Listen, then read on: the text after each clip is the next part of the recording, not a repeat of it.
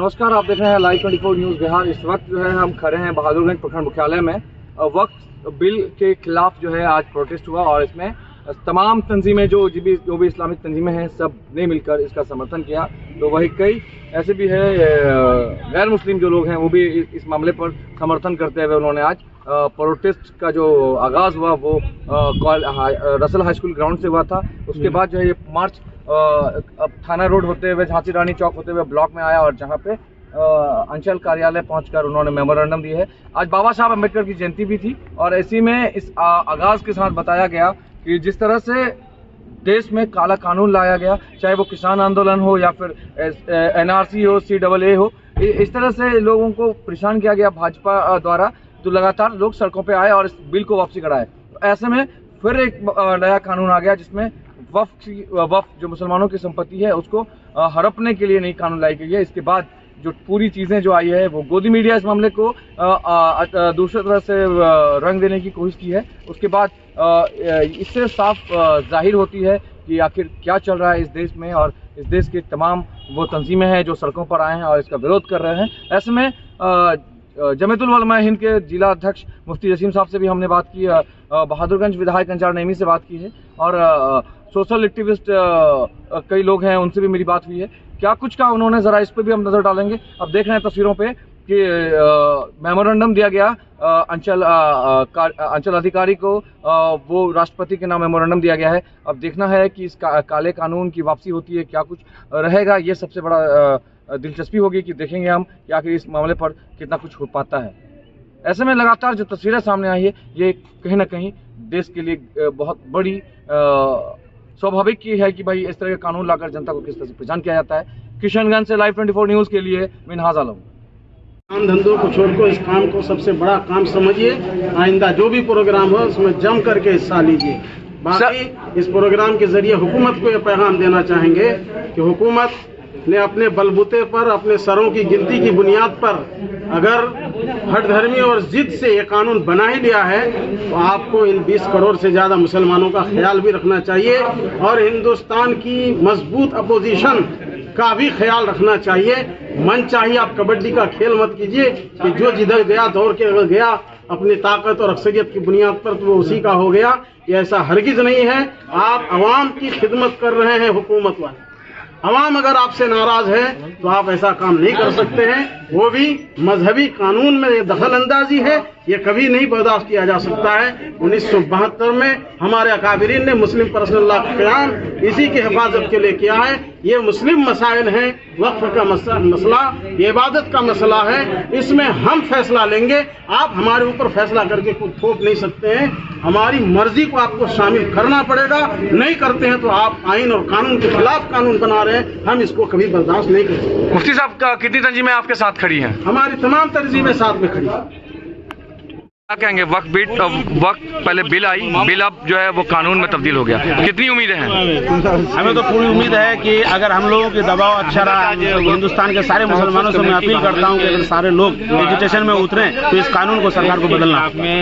आज मुसलमानों की तादाद के हिसाब से यहाँ नहीं दिखी भीड़, क्या कहेंगे इसमें? नहीं, भीड़ तो आई है। कुछ लोगों को हो सकता है कि इसके बारे में जानकारी नहीं थी, बहुत सारे लोगों को जानकारी नहीं होने के कारण से कुछ लोग कम आए हैं, लेकिन लोग आए हैं क्योंकि जगह जगह पे इसका प्रोग्राम हो रहा है। कुछ लोग कहीं प्रोग्राम कर रहे हैं, कुछ लोग कहीं कर रहे हैं, छोटे छोटे जगहों पे भी प्रोग्राम हो रहे हैं। इसी वजह से हो सकता है कि लोग नहीं आ पाए हैं, लेकिन लोग जितने भी आए काफी लोग आए हैं डिस्ट्रिक्ट में। और आगे ये कहता हूँ कि सरकार पर इसी का दबाव अगर बना रहेगा इसी तरह से तो इंशाल्लाह वो दिन दूर नहीं है कि बहुत जल्द ये बिल जो है ये कानून को वापस लिया जाएगा। अच्छा, रागिब साहब, अमित शाह ने कहा है हम 1 इंच भी पीछे नहीं हटेंगे और इस कानून को वापस नहीं होगा, चाहे सड़क पे कुछ भी हो जाए। और वो कहने के लिए तो उन्होंने NRC जब बिल आया था तब भी वो ऐसी बात बोले थे कि पीछे नहीं होंगे, लेकिन अगर जब पब्लिक चाहेगी तो पब्लिक से ही वो सरकार है, सरकार से पब्लिक नहीं है। पब्लिक ही चुनती है सरकार को। अगर सारे लोग चाहें, इसमें हिंदू मुसलमान सारे भाई अगर साथ आ जाएं तो उसको क्या किसी को भी इस कानून को बदलना होगा। ये क्या कहते हैं सर, आज जिस हिसाब से प्रोटेस्ट हुआ और आप लोगों ने राष्ट्रपति के नाम मेमोरेंडम दिया है, कितनी उम्मीदें हैं कि इस बिल को वापस लिया जाएगा? देखिए, उम्मीद पूरी है। हम लोगों को सर्वोच्च न्यायालय पर पूरा भरोसा है, क्योंकि बहुत सारे लोग सर्वोच्च न्यायालय भी गए हैं। क्योंकि ये मोदी सरकार अपने बहुमत का गलत इस्तेमाल करके संविधान का उल्लंघन किया है, संविधान के साथ खिलवाड़ किया है और ये गलत ढंग से इस कानून को पास कर दिया है जो असंवैधानिक है। इसलिए ऐसे कानूनों को देखने का अधिकार सुप्रीम कोर्ट को है, क्योंकि पिछले दिनों भी देखा गया है कि आपका ये इलेक्टोरल बॉन्ड का जो मसला था उसको गैर संवैधानिक पाया गया, जो भाजपा सरकार की तरफ से पास कर दिया गया था उसको सुप्रीम कोर्ट गैर संवैधानिक करार देते हुए उसको रद्द कर दिया गया। तो इसलिए हम लोग पूरी उम्मीद है न्यायालय पर और न्याय पर, तो हम लोग समझते हैं कि हम लोगों को न्याय मिलेगा या फिर सरकार इस बिल को वापस ले। इसके लिए हम लोग सदन, सड़क से लेकर के सदन तक हंगामा करेंगे। जो भी प्रोटेस्ट करने का होगा जमहूरी ढंग से, सेकुलर तरीके से हम लोग इसका विरोध करेंगे और जब तक ये कानून वापस नहीं हो जाता हम लोग इसके खिलाफ लड़ते रहेंगे। राजद करेगा सर। इसके बाद जो है ये भी कहा जा रहा है 20 तारीख को आप लोग जिला मुख्यालय में करने का इरादा है। ये हर प्रखंड में इस तरह का प्रोग्राम हुआ, एहतजाज किया गया। इसके बाद 20 तारीख को मुश्तरका तौर पर, यानी कि सारे सियासी पार्टियां, सारे मुस्लिम तंजीमें और जितने भी तंजीमें हैं सारा मिल करके एक जगह, एक प्लेटफॉर्म पर जितने अलग अलग मसलक के लोग हैं सारे लोग मिल करके हम लोग एक जगह इसका विरोध कर रहे हैं। उसी सिलसिले में इसका अगला हम लोगों को 20 तारीख को किशनगंज में रखा गया है एहतजाजी जलसा, उसमें हम लोगों को शमूलियत होना। सर, गृह मंत्री अमित शाह जी ने कह चुके हैं कि हम 1 इंच भी पीछे नहीं हटने वाले हैं, इस बिल को वापस नहीं होगा। उन्होंने पिछले दिनों भी कहा था, अभी बताया भी वहाँ पे आपने सुना भी कि ये पहाड़ हिल सकता है लेकिन मोदी नहीं हिलेगा, पीछे हटेगा। तो जाहिर सी बात है, पिछले दिनों ने आपने देखा इलेक्ट्रो बॉन्ड उनका रद्द हुआ, सुप्रीम कोर्ट किया, किसान बिल वापस लिया। तो वापस जो गैर कानूनी है उसको वापस लेना पड़ेगा। इसके लिए जो भी जद्दोजहद हम लोग को करनी पड़ेगी हम लोग करेंगे। अध्यक्ष जी क्या कहेंगे, ये आज जिस तरह से आप लोगों ने प्रोटेस्ट किया है और राष्ट्रपति के नाम मेमोरेंडम दिया है, कितनी उम्मीदें हैं इससे? उम्मीद देखिए, प्रजातंत्रीय व्यवस्था में हर वो गलत चीज का विरोध करना चाहिए, चाहे वो किसी के साथ हो। ये जो वक्फ कानून पास किया गया है ये धोखाधड़ी से, साजिश के तहत मुसलमानों को धौंसाने के लिए, उसको धमकाने के लिए किया गया है। उसके पीछे मंशा है कि ध्रुवीकरण का, साथ ही साथ इस वक्फ का आड़ लेकर के मुसलमानों की ज़मीन को हथियाना। ये केवल मुसलमानों के साथ नहीं होगा, ये सारे लोगों के साथ वही होगा। जैसे NRC CAA उन्होंने किया, रात को पास, जितना काला कानून है वो रातें को पास करता है, चाहे NRC हो, CAA हो, GST हो या वक्फ बिल हो, ये रात के अंधेरे में करता है।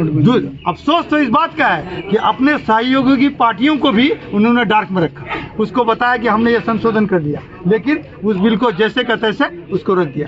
हम लोग पूरा, ये हिंदू और मुसलमान की लड़ाई नहीं है, ये संवैधानिक लड़ाई है। संविधान के अनुच्छेदों का उल्लंघन करते हुए सिर्फ अपना RSS के इशारे पर अपनी पार्टी का वर्चस्व बनाने के लिए ये कानून पास किया गया है। निश्चित रूप से ये कानून वापस लेना पड़ेगा। वो क्या बड़ी से बड़ी ताकत आई है हिंदुस्तान में, जब आपको 77-78 याद होगा, है कि नहीं भाई? इनकलाब आया, चला गया, सब सरकारें गिर गई। सर, मंत्री किरण रिजवी जी का कहे हैं कि सब तो मुस्लिम फेवर में है, मध्य प्रदेश में मुस्लिम समर्थन में खड़ा हो गया है। झूठा मुस्लिम है, टोपी दाढ़ी लगवा करके उसको जो पैसा देके वो बयान दिलवाता है, वो क्या बताएगा हमको? आजकल आज पकड़ा गया, ये सरकार ऐसा शुरू से कर रही है। कहीं किसानों का जब विरोध प्रदर्शन होता है तो किसानों के कुछ लोगों को खड़ा करके पैसे दे करके गरीब लोगों को जिंदाबाद मुर्दाबाद करवाती है। तो ये सरकार उस तरह का घिनौना काम करती है। ये आपने देखा होगा शुरू दिनों से ही ये सरकार सारा काम असंवैधानिक कर रही है। ये सिर्फ ये नहीं है, आपका संविधान को भी पूरा बदलने का काम कर रहा है, जबकि ये सरासर गलत है। आपने देखा होगा कि सारा ये BNS जो लगाया गया, भारतीय नंबरिंग को चेंज कर दिया गया, उससे क्या होता है साहब? ये ऐसा काम कर रही है, इसके जुबान पर आने में 20 साल 30 साल लग जाएगा लोगों को, जबकि सारा धाराएं लोगों को याद था, वकीलों को याद था। जज को भी किताब निकाल करके देखना पड़ता है कि इसमें BNS का कौन सा धारा लगेगा। तो ये स्थिति है इस सरकार का। ये सरकार समझिए एक तरह से टारगेट करके मुसलमानों को पोलराइज करने का काम करती है अपने हिंदू। सर, ट्रैफिक नियम नया, इसी बीच में ट्रंप और मोदी बहुत अच्छी दोस्ती थी। वो कह रहे थे कि डंका बजता है विदेशों में, वहाँ ट्रंप जाकर के फिर ट्रैफिक लागू कर दिया। आपने देखा ही होगा कि हथकड़ी लगा करके भेजा गया हमारे देश के नौजवानों को, जो वहाँ मजदूरी कर रहे थे, जो अपना काम रोजगार कर रहे थे, ऐसे लोगों को हथकड़ी लगा करके भेजने का काम किया। आपने देखा होगा कि बोल्विया, मैं कंफ्यूज कर रहा हूँ, एक छोटा सा मुल्क है, वहाँ उन्होंने लैंड करने नहीं दिया कि मेरे यहाँ के अवाम को हथकड़ी लगा करके आप नहीं ला सकते हैं, वापस ले जाओ, मेरा चार्टर्ड विमान जाएगा। और वहाँ से वो अपना चार्टर्ड विमान भेजा अमेरिका और अपने अवाम को बाइज्जत वापस लेके आया। लेकिन ये सरकार हमारे लोगों को हथकड़ी लगा करके भिजवाने का काम करवा रही है। आप भी मानना कि देश की अपमानित हो रही है विदेशों में? अपमान तो हो ही रहा है। ये तो आप आज अगर देखेंगे तो कौन से पड़ोसी मुल्क के साथ इसका अच्छा संबंध है? कहीं नहीं है, किसी से नहीं है। तो भाई ये इसका ना विदेश नीति सक्सेस है, ना फाइनेंशियल नीति सक्सेस है, कहीं सक्सेस नहीं है। ये सिर्फ उलझा करके हिंदू मुस्लिम को लड़ा करके सिर्फ अपना राजनीति करना चाहता है, अपना हुकूमत करना चाहता है। नंबरिंग को चेंज कर दिया गया, उससे क्या होता है साहब?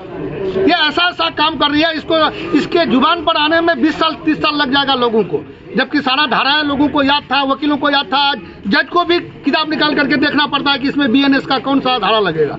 तो ये स्थिति है इस सरकार का। ये सरकार समझिए एक तरह से टारगेट करके मुसलमानों को पोलराइज करने का काम करती है अपने हिंदू। सर ट्रैफिक नियम नया, इसी बीच में ट्रंप और मोदी बहुत अच्छी दोस्ती थी। वो कह रहे थे कि डंका बजता है विदेशों में, वहाँ ट्रंप जाकर के फिर ट्रैफिक लागू कर दिया। आपने देखा ही होगा कि हथकड़ी लगा करके भेजा गया हमारे देश के नौजवानों को, जो वहाँ मजदूरी कर रहे थे, जो अपना काम रोजगार कर रहे थे, ऐसे लोगों को हथकड़ी लगा करके भेजने का काम किया।